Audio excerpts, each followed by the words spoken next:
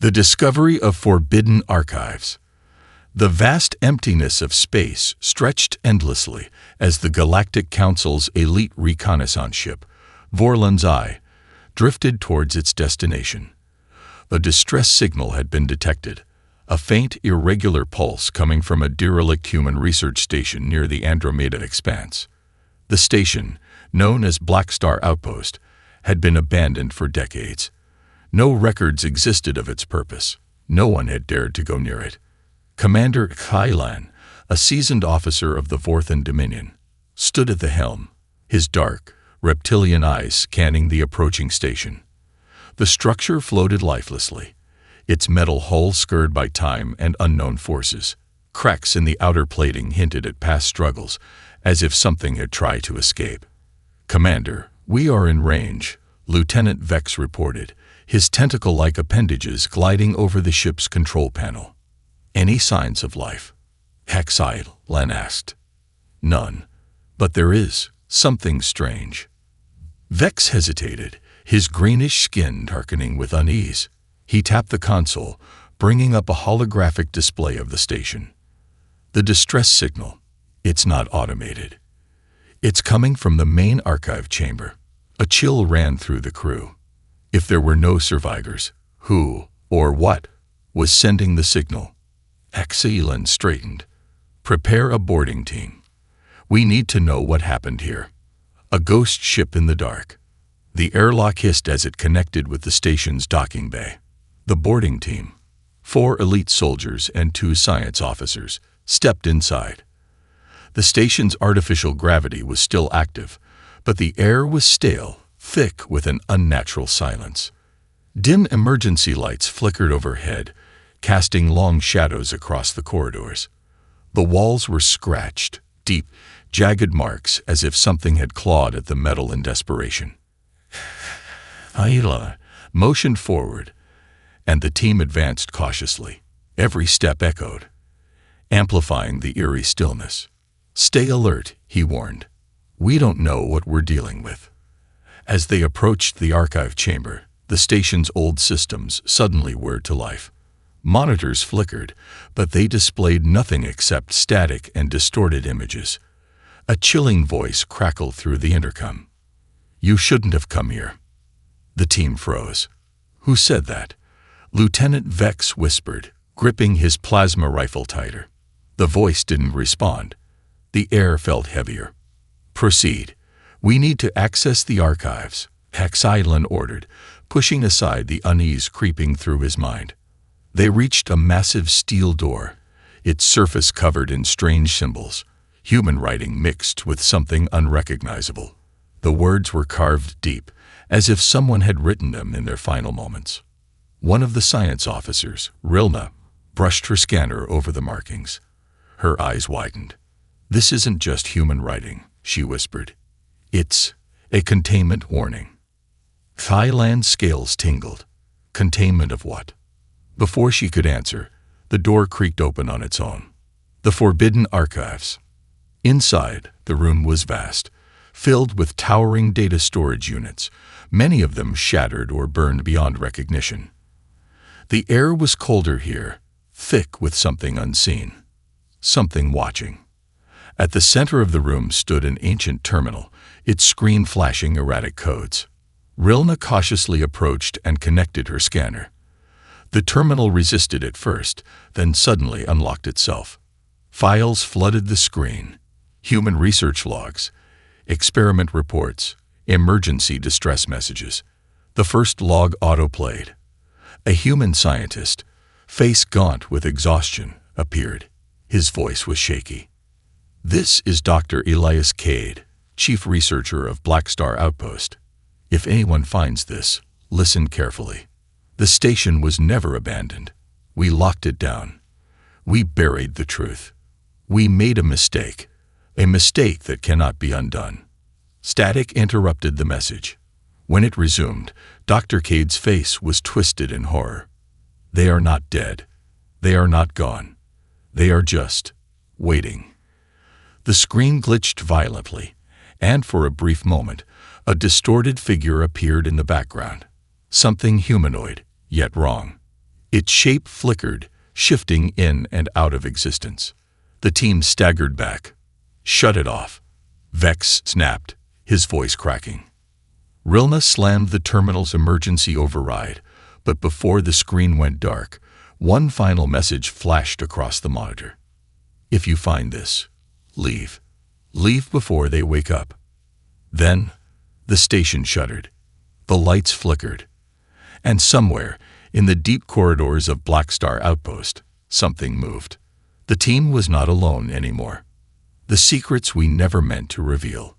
The station trembled, a deep metallic groan echoing through its hollow corridors. Dust fell from the rafters, swirling in the dim emergency lights. The team instinctively raised their weapons, their senses on high alert. Something moved. Vex whispered, his voice barely above a breath. The terminal screen had gone black, but the air felt charged, as if something had awakened. X-Island felt a strange pressure on his skull, an invisible weight pressing down, making his breath shallow. "We need to secure this archive data and leave. Now," he ordered, his voice steady despite the growing unease. Rilna's hands trembled as she copied the data onto her scanner. The files were massive. Encrypted human research logs, high-priority distress signals, and classified experiment footage. Whatever this station had been researching, humanity had gone to great lengths to bury it. As she worked, a new file suddenly appeared on the screen, one that hadn't been there before. It simply read, "Play me." The station groaned again.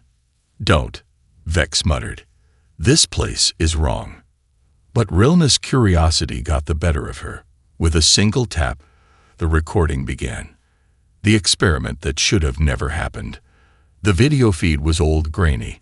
It showed a large containment chamber, sealed with reinforced titanium walls. Inside, there was a single human test subject, a man strapped to a metal chair, wires protruding from his skull. His eyes were hollow, his body limp. A voice, calm, clinical, spoke over the recording. "Subject 12. Final phase. We are ready to proceed." The scene shifted. Scientists in biohazard suits surrounded the chamber. One of them, Dr. Elias Cade, stood at the center, his face grim. Activating neural interface. Beginning exposure to Subject X. The screen flickered, then glitched violently. The footage warped, as if reality itself was rejecting what was being shown. Then the man in the chair twitched. His eyes snapped open. The air in the lab shimmered, twisting like a heat mirage. Shadows deepened unnaturally. One by one, the scientists froze, their faces contorting in terror. Then, the screaming began. The subject's mouth opened too wide, his jaw unhinging as an inhuman wail tore through the audio feed. The lights exploded in the chamber. A black, writhing mass began pouring out of him, tendrils of shadow lashing out, devouring everything in its path. The scientists didn't run. They couldn't. Their bodies contorted violently, their bones breaking in unnatural angles. The footage cut to static. For a moment, there was only silence. Then, Dr. Cade's voice returned, ragged, terrified. Subject X is not bound by time. It is not bound by space. It is rewriting reality itself. We tried to control it, but we were wrong. It controls us. A distorted face flickered on the screen, a twisted, half-human visage, its empty eyes staring directly at the camera.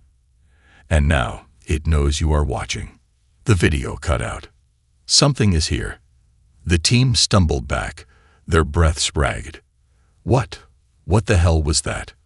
Rilna gasped, her hand shaking so hard she almost dropped the scanner. Xyland's instincts screamed at him. They needed to leave. "Rilna, do you have the data?" She nodded frantically. "Then we're done here." As they turned to leave, a loud thud echoed from the hallway. Then another. Then multiple. The station's emergency lights flickered erratically. The shadows in the room stretched unnaturally, twisting towards them like living things. Then, a voice. "You saw." It came from everywhere. and nowhere. Then the screaming began. The nightmare unfolds. The first scream came from Surgeon Dren. He had been standing at the door, weapon raised. But now his body convulsed, his skin turning gray, his eyes rolling back. He let out a guttural cry before his limbs twisted at impossible angles. The team opened fire. Plasma rounds tore through the corridor, but the bullets didn't hit anything solid. The shadows moved. They lunged. Rilna barely dodged as a black tendril slashed through the air, cutting through metal like it was paper. Vex grabbed her arm and pulled her forward. Run. Halen fired his pulse rifle, backing towards the exit, his heart pounding. Dren was gone. Only his uniform remained, crumpled on the ground. The voice returned, deeper, closer. You cannot escape. Escape, or so they thought. The team ran through the corridors, their boots slamming against the cold steel. The station was changing. Doors that had been open were now sealed. Hallways that led to the airlock twisted into dead ends. Reality itself was warping. "Commander, we're trapped," Vex shouted. Axilan scanned his surroundings, his mind racing. There was one last option, the emergency escape pods on the lower deck. "We take the lower corridor. Move." They sprinted, but the station itself fought against them. The walls rippled like liquid metal. A scream echoed from behind them. One of the soldiers was yanked into the shadows, vanishing in an instant. Rilna choked back a sob. This isn't real. This can't be real. Xylan grabbed her wrist, forcing her forward. It doesn't matter. We have to get out. They turned the corner, and there it was. The escape pods. Vex slammed the access panel, and the doors hissed open. Go, go, go. One by one, they dove inside, strapping in as Hylan punched the release. With a deafening roar, the pods blasted away from the station. For a brief moment, they thought they were safe. But as they drifted into the void, something moved in the reflection of the pod's glass.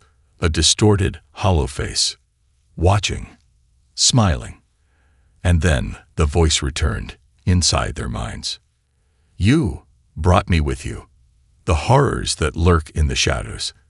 The escape pod drifted in silence, tumbling through the void. The Andromeda expanse stretched endlessly beyond the reinforced glass, a canvas of distant stars and swirling cosmic dust. But inside the pod, there was only fear. Hydaland gripped the console, trying to steady his breathing. The emergency beacon was active, broadcasting their location to the Vorland's eye. Help was coming. They just had to wait. But something was wrong. Rilna sat curled in her seat, her hands trembling. Vex kept checking his weapon over and over, his grip tightening with each passing second.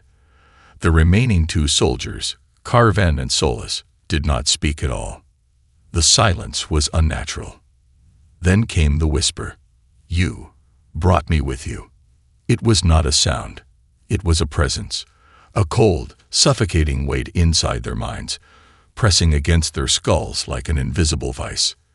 Xylan's vision blurred for a second. The air felt heavier, as if the space inside the pod had grown smaller, the walls pressing in ever so slightly. He blinked. For a fraction of a second, he saw movement in the reflection of the glass. Not their reflections, something else, something that should not be there.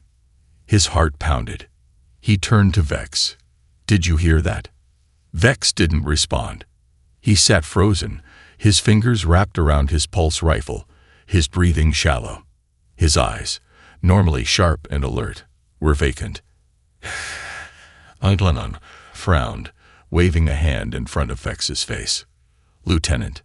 Still, no response. Then, Vex blinked. And it was not Vex anymore. The first to fall. A slow, unnatural smile spread across Vex's face. His lips moved, but the voice that came out was not his own. I see you now. Then, he lunged. Haxilan barely dodged as Vex's fingers clawed towards his throat. The soldier's movements were inhuman, his limbs jerking as if controlled by invisible strings, his pupils dilated to nothingness, pure black voids staring into Xylan's soul. "He's infected," Rilna screamed. Carven and Solus reacted instantly, raising their weapons, but before they could fire, Vex's body convulsed violently. His skin rippled, his bones snapped, and then he was gone. Not dead, not wounded, just gone. His armor, his weapon, even the air where he had been vanished. Like he had never existed at all. But his voice remained. It echoed from the shadows of the pod, coming from every direction at once. "I am inside now." The emergency lights flickered, and the nightmare began. No escape from the unseen. The temperature in the pod plummeted. Frost spread across the walls, creeping like veins of ice. Rilna clutched her head, her breathing ragged. "It's in our minds. It's trying to break us." Carven heightened his grip on his rifle. "We need to get out of here." But where? They were floating in deep space, trapped inside a metal coffin with an entity that had no form, no weakness, only hunger. "Ailan," Solus whispered, his voice shaking. "Look outside." Katsilan turned towards the viewport, and his blood ran cold. There, drifting just outside the pod, was Vex, or at least something wearing his form. His body floated lifelessly, his limbs stiff. His eyes, pitch-black voids, were locked onto them. Then he smiled and tapped on the glass. The sound echoed inside the pod, impossibly loud. Tap, tap, tap. Carven let out a snarl and fired his weapon. Plasma bolts slammed into the glass, but there was nothing there. No impact, no damage. Vex's body, if it had ever been there at all, was gone. And then the lights died. The test of sanity. Total darkness swallowed the pod. A sound, low and insidious, crawled through the void. It was not a voice. It was laughter. Axilan felt something press against his back. Cold fingers, breath on his neck, but there was no one behind him. Rilna was sobbing. It's breaking reality. It's making us see things that aren't there. Solus clenched his jaw. Then we stopped seeing. Before anyone could react, he tore off his own helmet, exposing himself to the vacuum of space. The effect was immediate. The lack of oxygen should have made him pass out within seconds, but instead, he screamed. Not in pain, in terror. He saw something. Something beyond the veil of reality. And then, he was gone. Just like Vex. One moment there.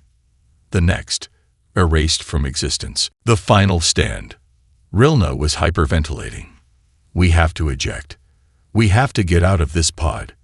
Thailand didn't argue. If they stayed here, they were as good as dead, or worse, erased from reality.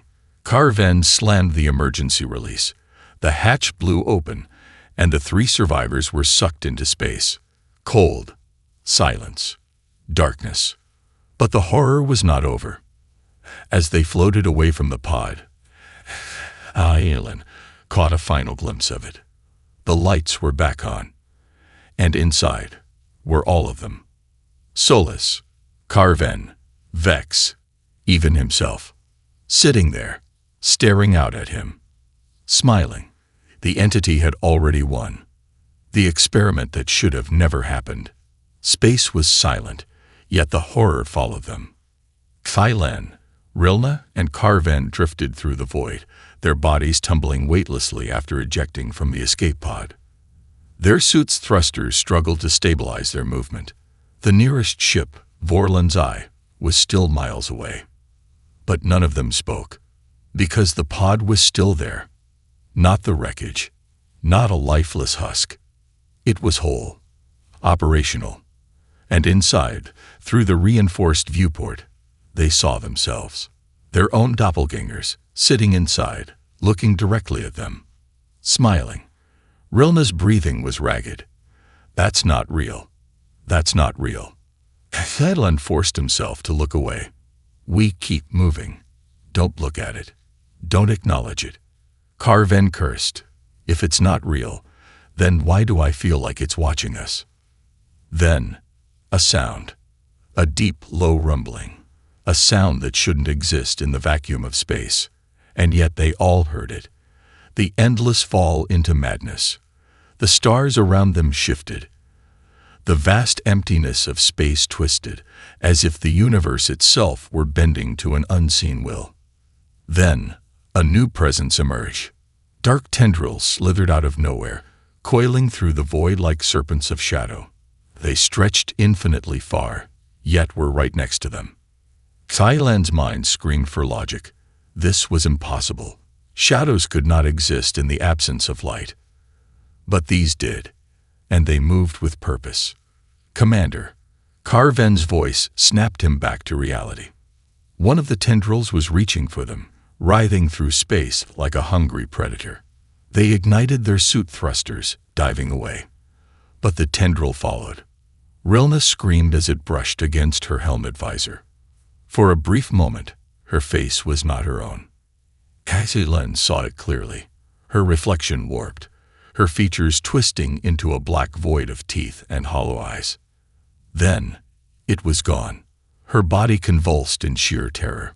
It's trying to replace us. Xylan knew she was right. The entity wasn't just killing them. It was erasing them, overwriting them, rewriting reality itself.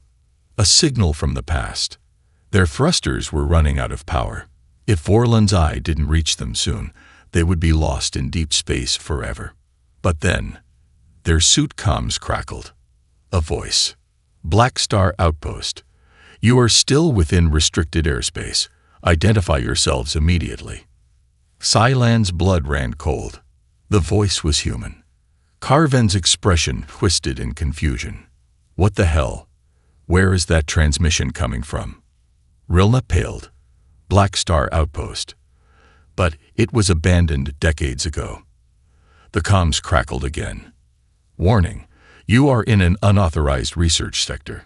Proceeding further is a direct violation of Galactic Accord 227B. Xylan checked his scanner.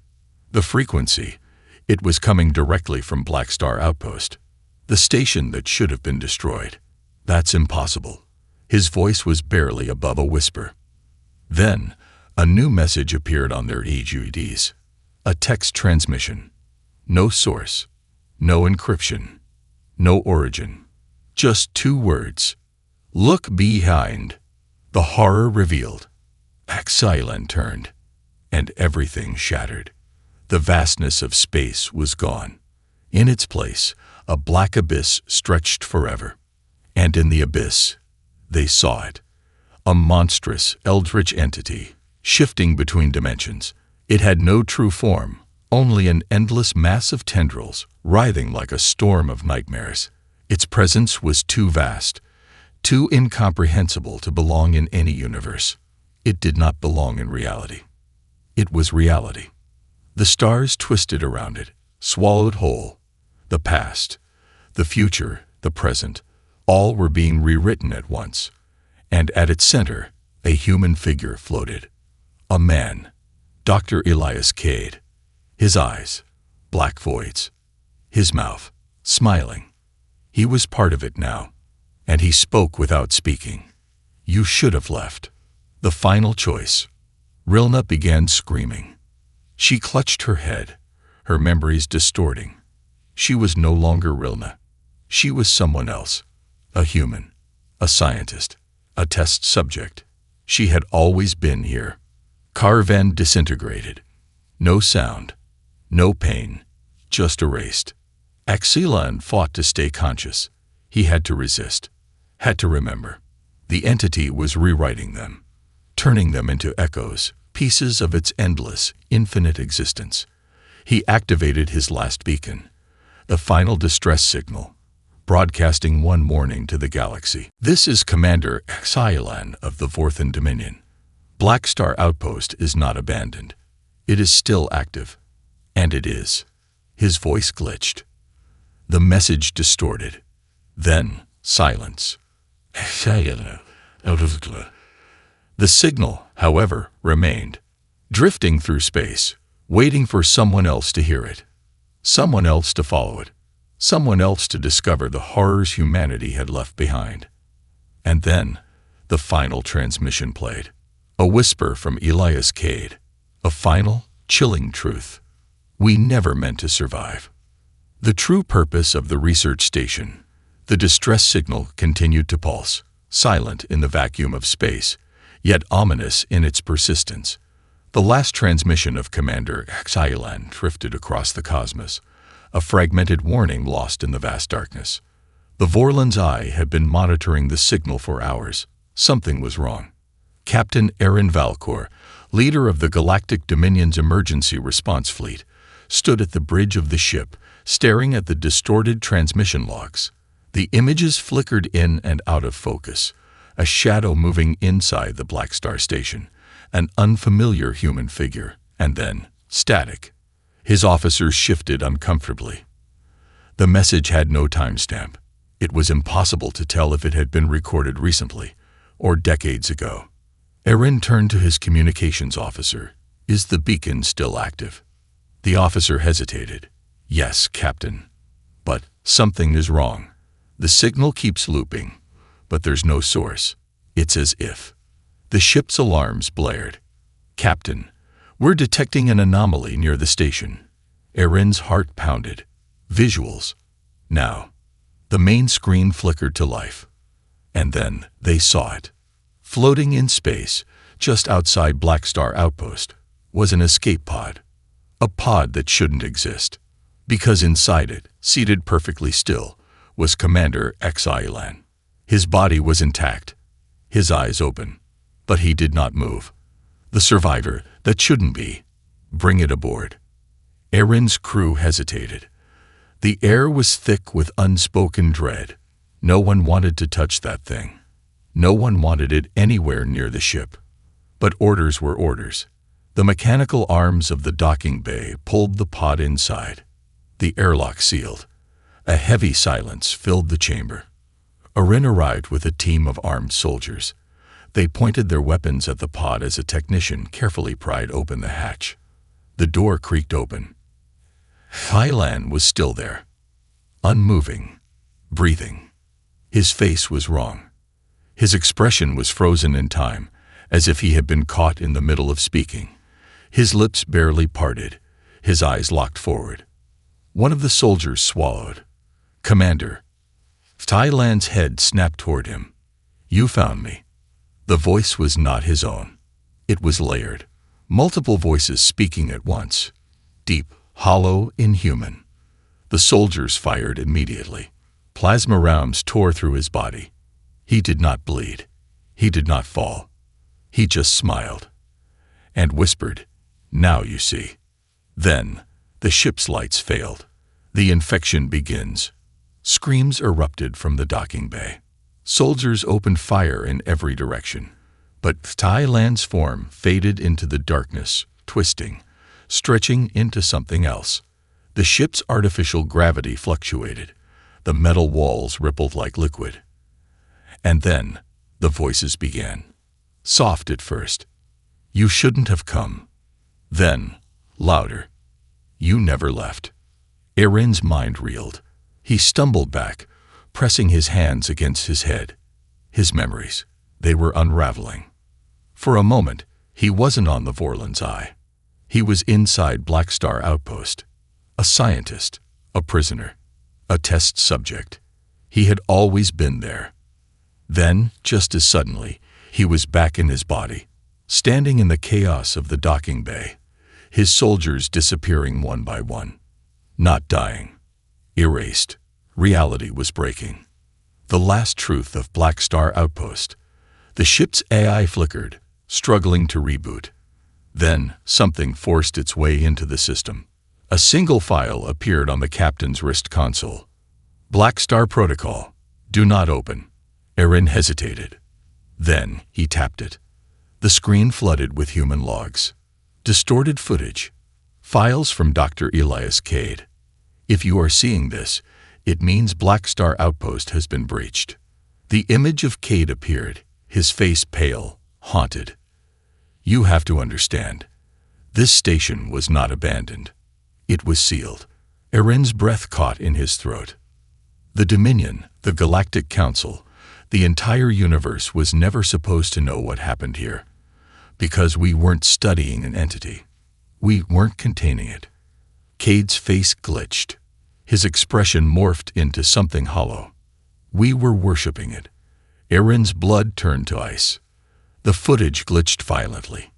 The last image burned into the screen. A human figure standing inside the Black Star Station, his body covered in shifting black tendrils. Elias Cade, smiling. Then one final message. You are not rescuing survivors. You are becoming them. The file erased itself, and Erin understood. They had never found Black Star Outpost. Black Star Outpost had found them. The horrors unleashed. The ship convulsed violently. Hallways twisted into impossible shapes. Crew members were absorbed into the walls. Their voices echoed inside the ship, begging for help, screaming in terror. Erin turned, trying to run, but his legs did not move. His own body was betraying him. His limbs locked, his mind fractured. He saw the truth now. This wasn't an infection. It was a conversion. The entity didn't kill. It transformed. Reality was no longer what he thought it was, because he was never Erin Valcor. He was a part of the outpost. He had always been. And then, in the last flickering moments of his sanity, he heard the final whisper. Welcome home. The entity awakens. No one is safe. The Vorlon's eye was dying. Lights flickered, the ship's structure groaned, and the walls twisted, warping into unnatural shades. What was once solid metal now pulsed like flesh, shifting in colors that had no name. The ship was no longer a ship. It was becoming something else. Something alive. And Captain Erin Valcor was no longer sure if he was truly standing on its bridge, or if he had been consumed and was only imagining he still existed, because his memories were slipping. I am Erin Valcor. He repeated it over and over, clenching his fists, trying to keep his mind together. But with each second, his certainty wavered. Had he always been here? Had he ever been anywhere else? The whisper returned. You are not lost. Erin's breath hitched. The voice was coming from inside his own head. You are becoming. Then, movement. Something emerged from the shadows of the bridge. A figure. Human. No, something that used to be human. Dr. Elias Cade. His form flickered, a ghostly afterimage, shifting between states of reality. His face smiled, but his eyes were hollow voids, reflecting infinite universes folding into one. Welcome, Captain, Cade said, his voice echoing with countless overlapping tones. You finally understand. Erin reached for his weapon, but his arms did not move. His muscles ignored him. His body was no longer his own. The Galactic Council's last hope. Far beyond the infected ship, the Galactic Council's central command had been monitoring the mission. When Vorlon's eyes stopped responding, they initiated Protocol Zeta, high-risk containment measures. A fleet of 20 Dominion warships was already en route, led by Grand Admiral Jorven, a ruthless tactician known for his efficiency. The mission was simple. If Black Star Outpost has breached its seals, we burn everything. No survivors. No remains. No trace. The fleet approached the last known coordinates of the distress signal. But when they arrived, there was nothing. Black Star Outpost was gone. The Vorlon's eye was gone. Just empty, silent space. Jorven's officers exchanged nervous glances. Where is the ship? One of them asked. They were right here. Jorven frowned. Something felt wrong. Then, a new transmission appeared on their screens. It came from the Vorlon's eye. But that was impossible, because the transmission was time-stamped 5 years into the future. The message played automatically. You were too late. Jorven's blood ran cold, because the voice in the transmission was his own, and it was laughing. The birth of something unstoppable. Back aboard Vorland's eye, Erin was changing. His body remained still, yet he could feel his existence melting. "This is what we were always meant to become," Cade whispered, stepping closer. Humanity was not experimenting on an unknown force. We were preparing for ascension. Erin's breath shuddered. "You worshipped it." Cade laughed. "No, we created it." Erin froze. "What?" Cade gestured around them. The ship's walls pulsed. A living, breathing structure. Black Star was never about containing an entity. We built it. We fed it. We merged with it. And now, it is ready to expand. Erin's mind fractured. The horror of realization sank deep into his soul. The Black Star experiments weren't about an extraterrestrial horror breaching into our universe. Humanity had made it. They had forged a god. And now, it was free. The infection spreads beyond the void. Jorven's fleet continued scanning the sector, but there was nothing to find. No wreckage, no debris, not even energy signatures. Yet the transmissions kept coming. Messages from ships that didn't exist. Warnings from people who had been dead for decades. "Admiral," one of his officers said, voice shaky, "something just appeared on our long-range sensors." Jorven turned to the screen, and his heart stopped. The void of space was changing. A shape began to emerge. Black Star Outpost. But it was no longer a station. It was colossal. Alive. Changing. And inside its structure, he saw them. Hundreds, thousands of people. People from different timelines, different realities, all absorbed, trapped within its endless, shifting corridors, including himself. Because there, standing at the viewport of a doomed battleship inside Black Star's twisted structure, was another Jorven, staring back at him, smiling. "Fire everything," Jorven roared. His ships unleashed a storm of plasma, nuclear warheads, antimatter torpedoes, everything they had. It did not matter. The Black Star entity absorbed every attack. And then, it retaliated. Dark tendrils shot out from the station, stretching impossibly far, faster than light. One by one, the warships were consumed. Not destroyed. Erased. Jorven barely had time to process the horror before his own ship vanished. Not with fire. Not with an explosion. It simply ceased to be. And across the universe, in every corner of the galaxy, Black Star transmissions began appearing. They came from planets that had never encountered humans, from alien civilizations that should have been safe. But the message was always the same. We never meant to survive. We meant to become. And thus, the horror spread.